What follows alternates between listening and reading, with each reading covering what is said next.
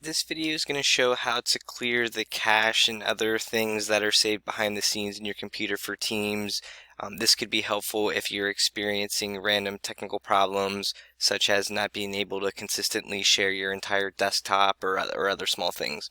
So what we're going to do is, if you click on the yellow folder icon on your taskbar, we're going to open the File Explorer. And then what we just need to make sure is that we make it so that we can see hidden folders. So on the top of this folder here, we're going to click View.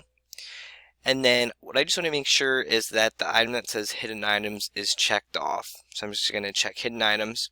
And then this is going to help us when we get to a step here.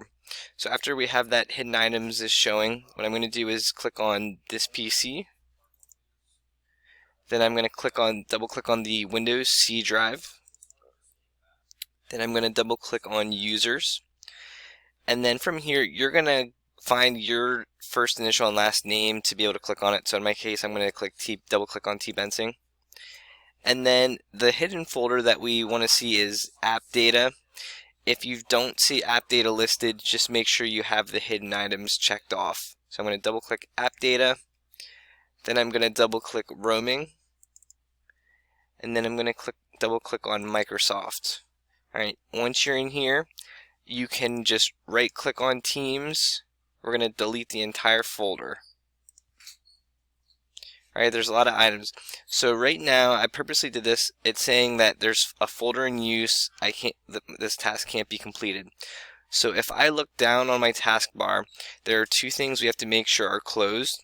First is Outlook. So what I need to do is just right click on it. I'm going to close all my windows of Outlook. And then I also need to make sure that I have Teams closed. So I'm going to just right click on the Teams icon, and then I'm just going to hit quit so it completely closes out of it for me. Alright, after I do this, I'm going to hit try again, and it'll go through and delete all the files that I need. Then now my task is complete, I can close this window. When I go to open Teams up again, you can test to make sure that it's working the way that you want it to. But this seems to solve a lot of the small issues that we're seeing, especially with sharing your screen.